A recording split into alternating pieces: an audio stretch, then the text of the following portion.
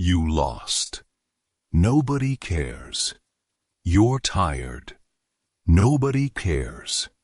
You had a bad childhood. Nobody cares. You don't have support. Nobody cares. You're not motivated today.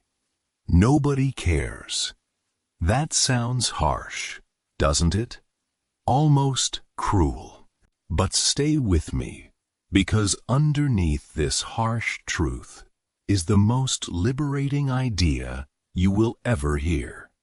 The moment you truly understand that nobody is coming to save you, nobody is tracking your effort, and nobody actually cares about your excuses, is the exact moment you become free.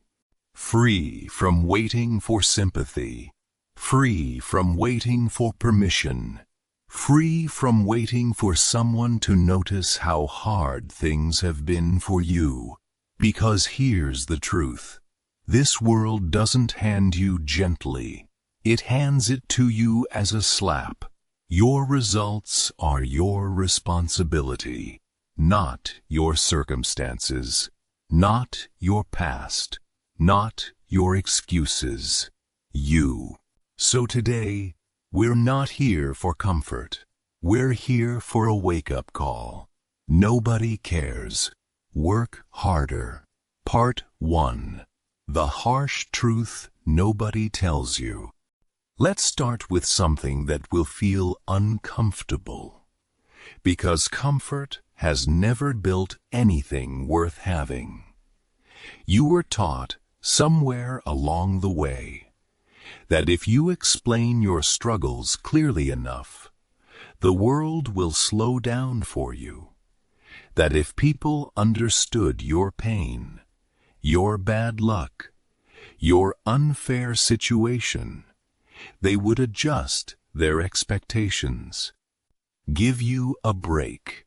Wait for you. They won't. The world does not pause for your explanations. Deadlines don't care that you didn't sleep well. Competitors don't care that you're going through something difficult. Opportunities don't wait patiently while you process your emotions. This isn't because people are cruel. It's because everyone is fighting their own battle, carrying their own weight, chasing their own goals. Nobody has the emotional bandwidth to slow their life down for yours.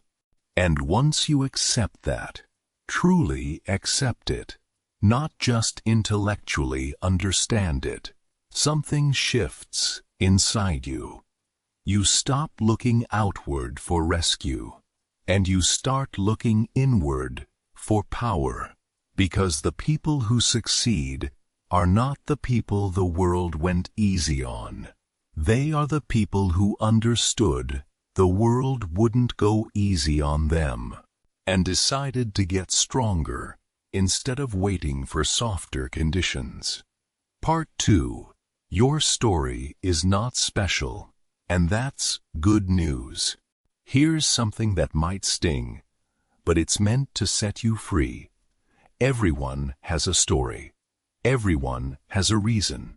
Everyone has faced hardship, unfairness, disadvantage, or pain that would make an excellent excuse for staying exactly where they are.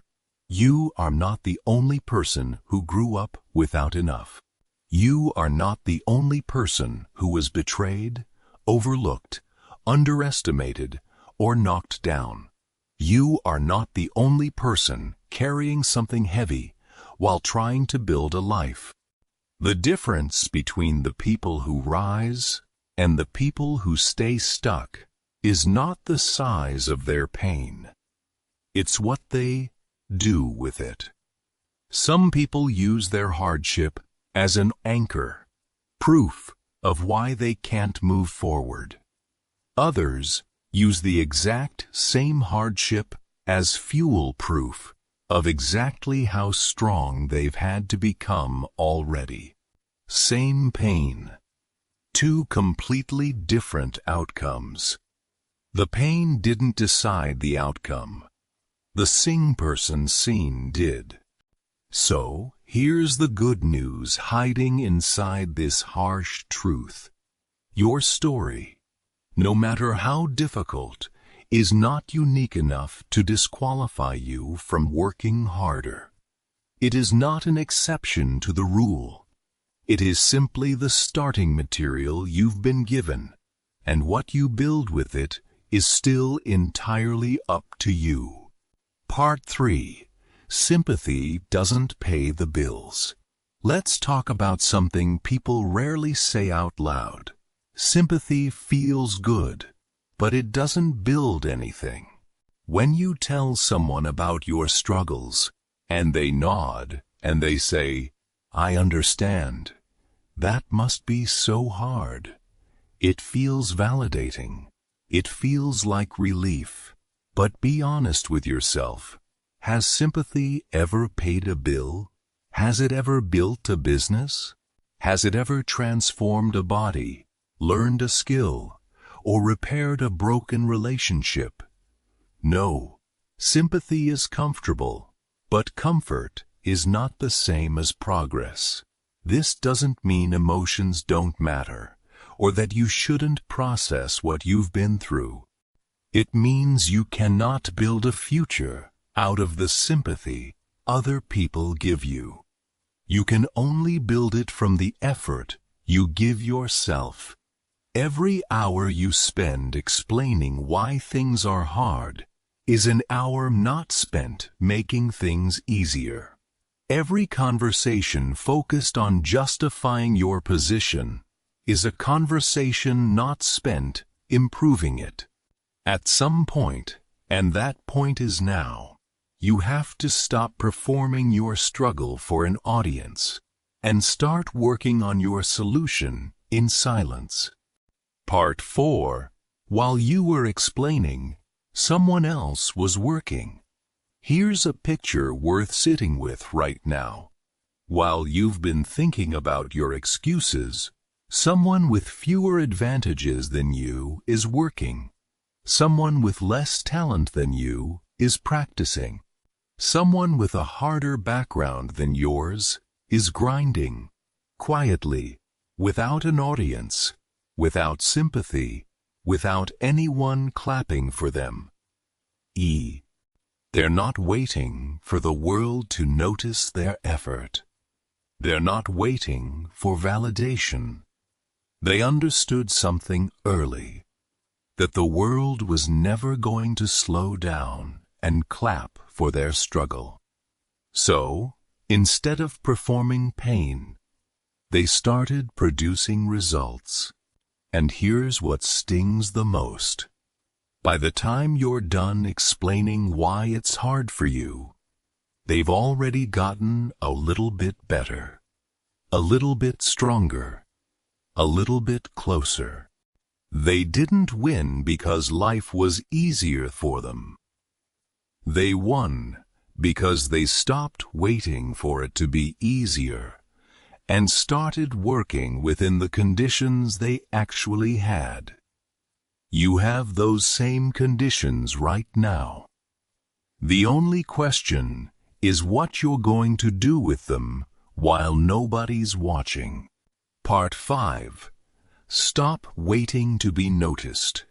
Start becoming undeniable. There's a quiet trap so many people fall into. Waiting to be noticed, before they commit to working hard. If someone believed in me, I'd try harder.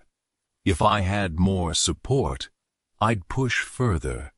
If people saw my potential, I'd be more motivated. Flip that thinking completely.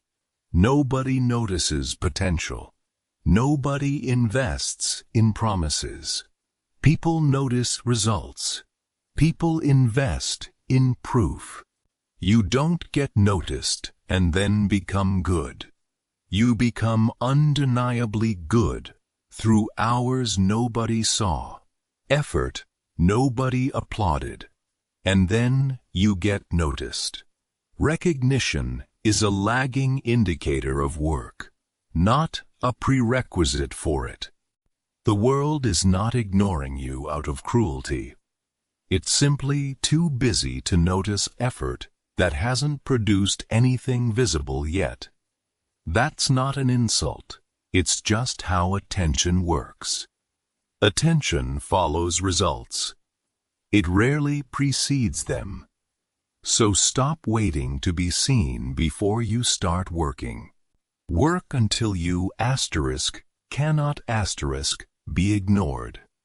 Let your results speak in a language sympathy never could. Part 6. Hard work doesn't care about your mood. Let's talk about something uncomfortable but necessary. Motivation is not a requirement for hard work. It's a myth that's been sold to you. You've been taught to wait until you feel motivated before putting in effort. But motivation is unreliable. It shows up when it wants to and disappears just as easily. Discipline doesn't ask how you feel. Discipline shows up on the days you're tired, the days you're sad, the days nothing seems to be working. It works anyway. Think about it this way. Does the gym care that you didn't sleep well? Does the deadline care that you're going through something emotionally difficult? Does the opportunity in front of you care that you're not feeling it today? No. And that's not the world being cruel. That's simply how results are built. Results don't check in on your emotional state before they decide whether to show up. They only respond to consistent effort, regardless of how that effort felt in the moment. So the next time you don't feel like working, remind yourself, your mood is irrelevant to the outcome you want. Show up anyway. Nobody cares how you feel about the work. They only care whether the work got done. Part 7. Comparison is a distraction from your own effort. Here's a trap that quietly steals hours, days, even years from people. Comparing your effort to others and using it as either an excuse or a distraction. They have it easier than me. They got lucky. They had more support. It's not fair. Maybe some of that is true. Life genuinely isn't fair. Some people do start with advantages you didn't have. But here's the uncomfortable follow-up question. Does complaining about that unfairness change it? No, it doesn't erase their advantage, and it doesn't add a single hour of progress to your life. All it does is drain energy that could have gone toward your own work. The most successful people you know are not the ones who spent their time analyzing how unfair their starting point was. They're the ones who looked at their starting point, accepted it exactly as it was, and asked one simple question. Given what I actually have, what's the most I can do with it today? That question builds futures. Comparison only builds resentment. Part 8. How to actually work harder. Let's turn this into something practical, something you can use the moment this video ends. Step 1. Remove the audience from your effort. Stop working for applause, recognition, or sympathy. Work as if nobody will ever know how hard you tried. This removes the need for external validation and builds internal discipline instead. Step 2. Separate your feelings from your actions. You don't need to feel motivated to act. Decide your actions in advance and carry them out regardless of your mood. Feelings are temporary. Consistency compounds. Step 3. Track effort, not sympathy. Stop measuring your day by how understood you felt. Start measuring it by how much real work got done. One is emotional currency. The other is actual progress. Step 4. Compete with your past self, not other people. Comparison to others breeds excuses. Comparison to who you were yesterday breeds growth. Ask daily, am I stronger, sharper, or further along than I was yesterday? Step 5. Let results replace explanations. Instead of explaining why something is difficult, redirect that same energy into solving it.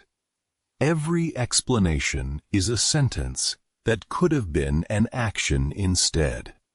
None of this requires talent. None of this requires luck.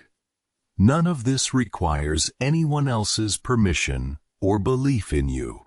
It only requires a decision made today to stop waiting for the world to care and start working like your future depends entirely on you. Because it does. Part 9. The freedom hidden inside. Nobody cares. Here's the part of this message that most people miss entirely. Nobody cares sounds cold at first. It sounds like rejection. But sit with it a little longer, and you'll find something powerful hiding inside it. Freedom. If nobody is watching, nobody is judging your attempts either.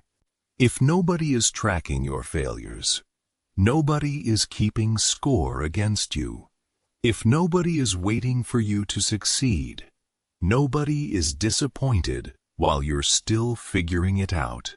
You are free to fail quietly, adjust, and try again without an audience, critiquing every step. You are free to work at your own pace, in your own way, without needing anyone's approval before you begin. The absence of attention isn't a punishment. It's a private space to build, unwatched, unjudged, and unhurried by anyone else's expectations, until the day your results speak loudly enough that attention finally arrives on its own. Use that freedom. Don't waste it waiting for permission that was never required in the first place. So here we are, at the end of this message, and hopefully the beginning of a different way you carry yourself. Starting today. Nobody is coming to rescue your circumstances. Nobody is going to hand you motivation on the days you don't feel like showing up. Nobody is tracking your struggle closely enough to reward it just because it was hard. That's not an insult. That's an invitation. An invitation to stop performing your pain for an audience that was never watching, and start building your future in the quiet, unglamorous hours where real change actually happens. So today, stop explaining. Stop justifying. Stop waiting to be noticed, understood, or supported before you commit to the work. Nobody cares how hard your journey has been. They only care what you built despite it. So close this video and go do one thing right now that moves you forward. Not because someone's watching, not because someone will clap, but because you decided your future is worth more than your excuses. Nobody cares. Work harder anyway. Go. If this hit you the way it hit me writing it, share it with someone who needs to hear this today. And if you're ready to stop waiting and start working, comment "Working Now" below. Right now, before the excuse comes back.